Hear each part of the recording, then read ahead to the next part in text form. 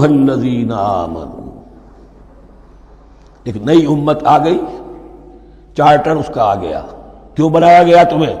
لتکونوا شہداء علی الناس ویکون الرسول علیکم شہیدا، تم اب لنک ہو ہمیشہ ہمیش کے لیے محمد اور پوری نوع انسانی کے درمیان۔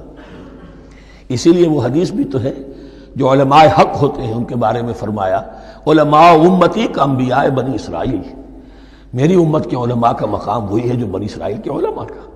اس لیے کہ اب نبوت تو ختم ہو گئی محمد پر صلی اللہ علیہ وسلم، لیکن یہ کتاب تو ہے، اس کا پہنچانا تو ہے، اس کو عام تو کرنا ہے، حجت تو قائم کرنی ہے، اور صرف تبلیغ سے نہیں، عمل کر کے دکھانا ہے، وہ نظام قائم کر کے دکھانا ہے جو محمد عربی نے قائم کیا صلی اللہ علیہ وسلم، تب حجت قائم ہوگی۔ اس کے لیے تمہیں قربانیاں دینی ہوں گی، مشکلیں جھیلنی ہوں گی، جان و مال کا نقصان برداشت کرنا ہوگا، آرام سے گھر بیٹھے ٹھنڈے پیٹوں کفر جگہ نہیں چھوڑ دے گا اور حق نہیں آ جائے گا۔ کفر کو ہٹانے کے لیے اور باطل کو ختم کرنے کے لیے اور حق کو قائم کرنے کے لیے تن من دھن تمہیں لگانے ہوں گے۔ اب دیکھیے وہ کال آ رہی ہے، یا ایھا الذین آمنوا استعینوا بالصبر والصلاۃ۔ یہی وہ الفاظ تھے کہ وہ جو 7 آیتیں تھیں جن کو میں نے کہا تھا خطاب میں بنی اسرائیل میں وہ بمنزلہ فاتحہ ہیں، ان میں الفاظ آئے تھے واستعینوا بالصبر والصلاۃ وانھا لکبیرۃ الا علی الخاشعین الذین یظنون انہم ملاقو ربہم وانہم الیہ راجعون۔ اب وہی خطاب یہاں ہو رہا ہے، یا ایھا الذین آمنوا استعینوا بالصبر والصلاۃ، یہ میں بیان وہاں کر چکا ہوں۔ ان اللہ مع الصابرین، جان لو کہ اللہ صبر کرنے والوں کے ساتھ ہے۔ اس بیعت سے کیا مراد ہے؟ ایک بات تو متفق علیہ ہے، اللہ کی مدد، اللہ کی تائید، اللہ کی نصرت ان کے شامل حال ہے۔ باقی یہ کہ اللہ تعالیٰ جہاں کہیں بھی ہم ہیں ہمارے ساتھ ہے، کس طرح ہے یہ ہم نہیں جانتے، لیکن یہ فرمایا اس نے کہ میں تو تمہاری دگے جان سے بھی زیادہ قریب ہوں۔ وَلَا تَقُولُوا لِمَنْ يُقْتَلُ فِي سَبِيلِ اللَّهِ أَمْوَاتٌ، اب پہلے ہی قدم پر قتل کی بات آ گئی۔ شرط اول قدم این است کہ مجنون باشی، پہلا قدم یہ ہے جانے دینے کے لیے تیار ہو جاؤ۔ وَلَا تَقُولُوا لِمَنْ يُقْتَلُ فِي سَبِيلِ اللَّهِ أَمْوَاتٌ، مت کہو ان کو کہ جو اللہ کی راہ میں قتل ہو جائیں مردہ، وہ مردہ نہیں ہے، بل احیاء، وہ زندہ ہے۔ وَلَٰكِن لَا تَشْعُرُونَ، لیکن تمہیں اس کا شعور نہیں ہے۔ شہداء جو اللہ کی راہ میں قتل ہو جائیں ان کے لیے یوم آخر تک کا انتظار نہیں ہے، ان کو براہ راست جنت میں داخلہ ملتا ہے۔ قیل ادخل الجنہ قال یا لیت قومی یعلمون بما غفر لی ربی وجعلنی من المکرمین، وہاں تاخیر نہیں ہے، لہذا وہ تو زندہ ہے۔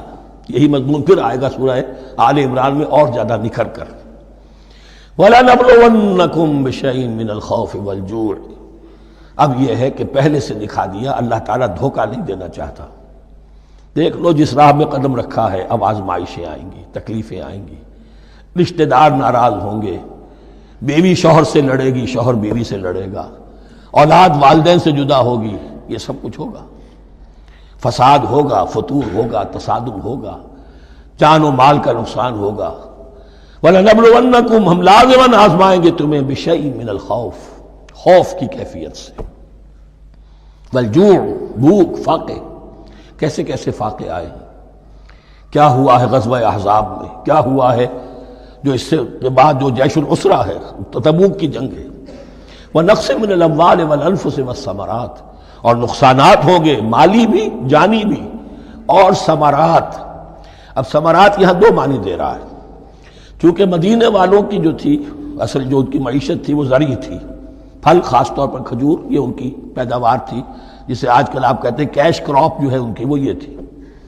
اب ایسا بھی ہوگا کہ فصل تیار کھڑی ہے، اگر اسے اتارا نہ کھجور سے تو ضائع ہو جائے گی، اور ادھر سے تبوک کا حکم آ گیا نکلو اللہ کی راہ، یہ ساری فصل ضائع ہو جائے گی۔ امتحان ہو گیا کہ نہیں؟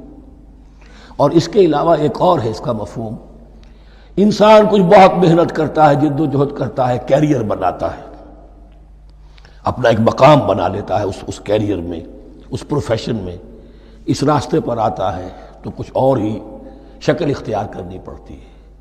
وہ تجارت کے زمانے میں جو محنت کی تھی، وہ کیریئر کو اب جمانے میں جو محنت کی تھی، وہ سارا کا سارا معاملہ جو ہے وہ کھو کر پھر اس وادی میں آنا پڑتا ہے۔ وَلَنَبْلُوَنَّكُمْ، یہ بھی ثمرات ہیں نا، محنت کے ثمرات۔ وَلَنَبْلُوَنَّكُمْ بِشَيْءٍ مِّنَ الْخَوْفِ وَالْجُوعِ وَنَقْصٍ مِّنَ الْأَمْوَالِ وَالْأَنفُسِ وَالثَّمَرَاتِ وَبَشِّرِ الصَّابِرِينَ، اور اے نبی بشارت دیجئے صابروں کو، صبر کرنے والوں کو۔